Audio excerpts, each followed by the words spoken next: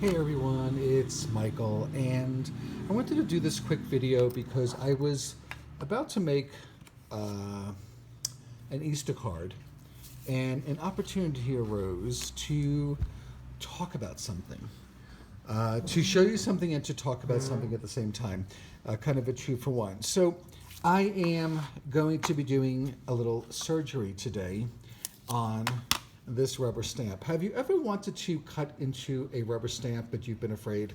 So I'm going to show you what to do. And I'm going to try to get you over the fear of cutting into a rubber stamp. So I'm also going to show you how to use a stamp positioner, something that people don't remember that they have in their stash. So I started by stamping this image, and I wanted to add the flowers to each side, but I don't want the bunny, and I don't want to take the time to like mask off here and then mask off here. It's just, to me, too much work. So I'm going to cut the flowers away from the stamp. Now this is a really old stamp. It was made by the Angel Company. I don't know how many years ago. It's not available anymore. Not that I'm aware of. There is a company that took over some of their images, so if this is available, I will link it below. It's called Somebunny, and it was T.S. and Thomas 2304 if you have Angel Company stamps sitting around. So I stamped this, and then I was going to use my stamp positioner to keep going. And in order to, don't be afraid really. You can cut into your rubber stamps, you can cut into your clear stamps.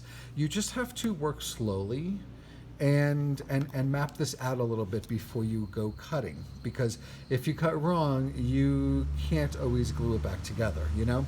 So you will need a scissor that cuts rubber, and I recommend the Tonic scissors by Tim Holtz. You can use whichever size you want. I have the small 5-inch and I have the 7-inch. Okay, and this is, I believe, the precursor to this stamp, to this scissor. Okay, this is made by Stampin'-Up. I don't know if Stampin'-Up still sells this, but if they do, I will leave a link below. Okay, so I'm going to use the small scissor today, and what I'm going to do is I'm going to cut up here and then through this section here and then up through here. Now, as you can see, when you're looking at a stamp, you can see that there's a space, okay? Whoop! There's a space here between the leaf and the bunny rabbit. And here I'm not too concerned because it's the ground, so it'll work fine. And this is mounted on Easy Mount. If you have rubber stamps that aren't mounted on Easy Mount, it's even easier. Okay. So what I'm going to do is I'm literally just going to come up here through the grass. You can bend the stamp if you want to. I'm going to come up here and snip. And as you can see, I did not cut into the bunny's foot, okay? And then I'm going to come up here. Whoop. Let's try this, okay. I'm going to come up here through the leaf and the bunny, okay? And then I'm going to swing over here and cut this section off. I am not going to cut anything else off because I'm going to use this as a full stamp in a second, okay? So now on this side, I'm going to do the same thing. I'm going to come up here where the grass is, and then I'm going to come up here between the bunny and this flower here, okay? And I'm going to cut. And again, depending on what your image is, okay, if it's, you know, an image that you don't think you're going to be able to cut through, then you might not want to, okay? This is also a very old image, So if I ruin it, so be it. If you have a newer stamp and it could be replaced if you cut it, then that's even better. Okay, so now here, whoop. Okay, so I cut this apart. Okay, as you can see, we have the 3 sections. Okay, now, in order to make my card, okay, I need this full, I would like this full image first. So what I'm going to do is I'm going to use a stamp positioner, okay? So this is an older one. It's called the Stamp-a-ma-jig. I don't remember who made it. I want to say Stampin, but I might be wrong. I will do some research, and if this is still available, I will link it below. I'm sure you can find this on eBay, maybe on Etsy, okay? Another one that I own is by Apple Pie Memories. I do believe this is still made, and I will leave a link below also. This one is a little bit different. This comes with a larger platform here and a clear L-shaped positioner, which takes the place of this, okay? They both work in the same, they both work the same way, okay? This is very old school. I want to say old school because this is the precursor to the Misty. This is a precursor to Tim Holtz's stamping platform. This is a precursor to every stamping platform. Okay, this is what I started using when I started stamping, and I still grab this a lot because, to be honest with you, the Misty doesn't always do what I want it to do, and sometimes it's way too much work using a stamping platform to do what I need to do, and I can just pull this out really quickly and just do what I need to do. You do need, along with the stamp positioner, you do need a clear block. So the way this works is I'm going to put my original stamp onto this clear acrylic block, and I'm just going to line up the 2 pieces of the stamp that I already cut, okay? So as you can see here, it's one big stamp, okay? I'm just gonna put some pressure on this. And what I'm gonna do next is I'm going to ink this up. I'm using one of the amalgam inks by Gina K, okay? And you're going to line up your clear block that comes with the stamp positioner with the corner here of the stamp positioner. And you're going to position this corner into your stamp positioner, and you're going to stamp down, okay? When you lift this up, you have your image on your clear block, and now you know exactly where to position your image on your white paper in order to get the perfect placement. So now I'm going to place this with my image over here, and that's about where I want it. I'm going to put this L-shaped piece back. I will remove the clear plastic, and then I'm going to ink up my stamp. Holding this piece here, I'm going to stamp my image, okay? If you think you might need to stamp this again, like you would do with a stamping platform, don't let go of this part, okay? Pull up your image. You're still holding it here. Now, I didn't stamp over here completely with the flower, so what I can do is I can go back in, stamp up my image again,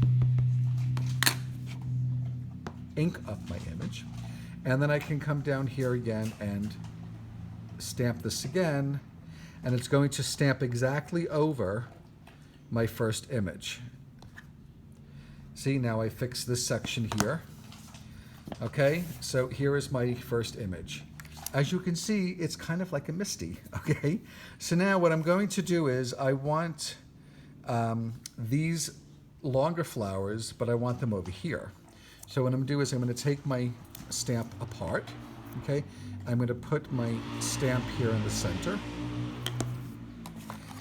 Normally you can clean this, okay, but what I'm going to do is I'm going to turn this, okay? And going to push my stamp down just to make sure.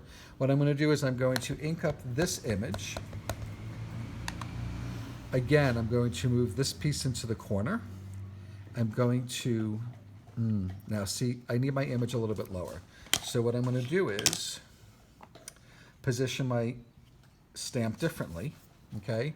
So now I have the stamp positioned this way. I could even move it over a little bit.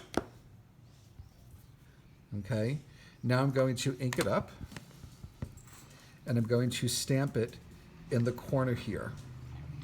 Okay, so now I have my stamp here, and I can even, no, we'll do that next. Okay, so I have that here. So now I'm going to bring in my card front again, and I'm going to place this down where I want it. So as you can see, the soil here is you can just kind of match it up where you want. Okay, so I'm going to pull this in about here.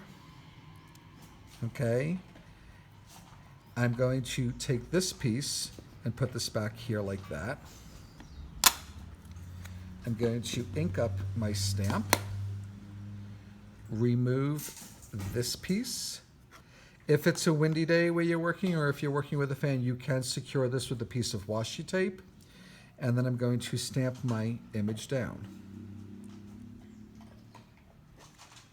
And there is my second image there. I want to keep going, so I'm going to put this back, okay? And I don't mind going off a little bit.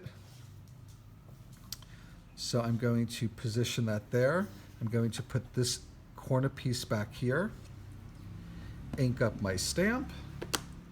Holding this, I'm going to remove this piece, and then I'm going to stamp the image.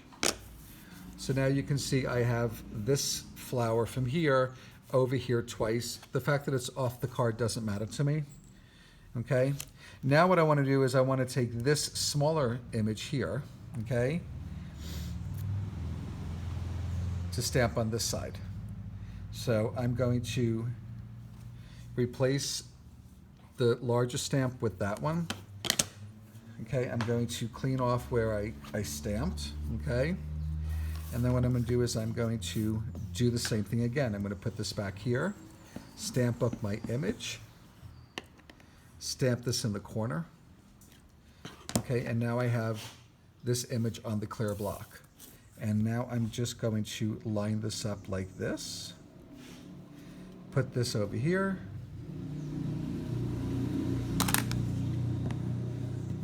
Stamp up the image and stamp over here. So now I have my small image there. Okay, I'm going to do it again. I'm going to line up this image here.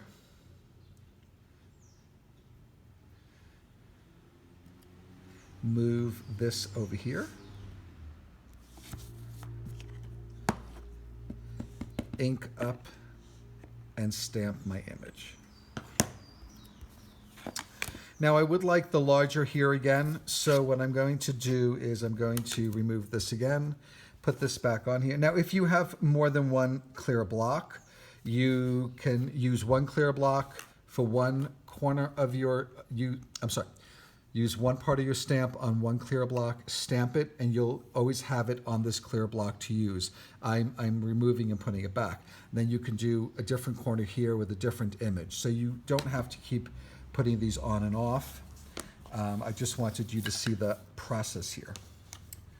Okay, so I'm going to stamp this up again, stamp this in the corner, and then I'm going to put this here. Position this, okay. That works for me.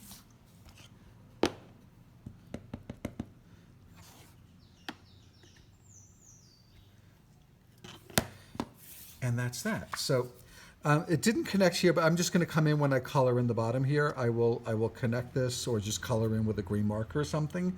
But that is how you cut apart a stamp. To get this one big stamp,